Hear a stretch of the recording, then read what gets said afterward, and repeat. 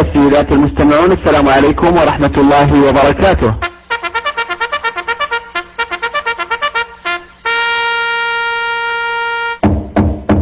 وأهلا وسهلا بكم في برنامجكم المنوع فتن وبلاوي من صحيح البخاري،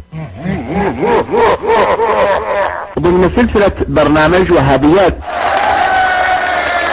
والذي سوف يتضمن أقبح الروايات وأفظعها.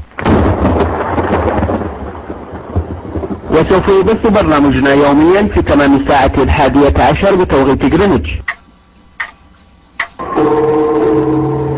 جيشا يعني عمر لأنه يعلم أن الجيش قوي وأنهم سوف يعني يواجهون جيشا يعني متعود على القتال وعنده أساليب جديدة في القتال، يعني كان يستعمل الفيلة وكان يستعمل شيء اسمه الدبابة. عمر لأنه يعلم أن الجيش قوي وأنهم سوف يعني يواجهون جيشا يعني متعود على القتال وعنده أساليب جديدة في القتال، يعني كان يستعمل الفيلة وكان يستعمل شيء اسمه الدبابة.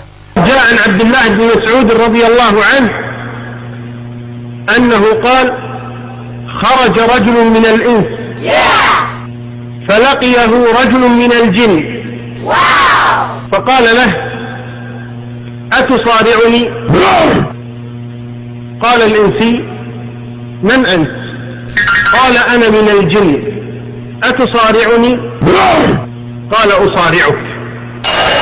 فصارعه، فصرع الإنسي الجني فعجب الجني وقال له: غلبتني، لقد علمت الجن أني من أشدها، فصارعني الثانية. فصارعه الثانية فصرعه.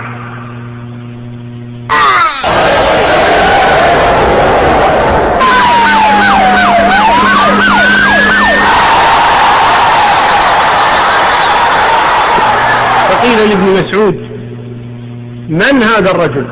أهو عمر؟ قال: ومن غير عمر؟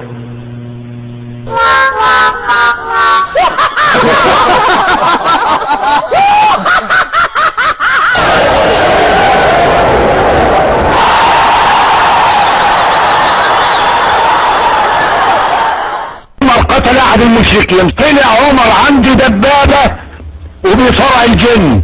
يا دي المصيبة السوداء، الجن حاجة تجنن، حاجة تجنن فعلا، حاجة تجنن ولا لا؟ يصارع الجن. ما هو بدل حاجة مش شايفينها، ما هو ما قدرش يثبت وجوده ابدا في معركة من المعارك ابدا، فصار يصارع الجن ومن يكون غير عمر. يا سلام يا سلام، وجوده ابدا في معركة من المعارك ابدا، فصار يصارع الجن ومن يكون غير عمر. يا سلام يا سلام، الله يروح عنكم فيلم هندي تمام. اللهم صل على محمد.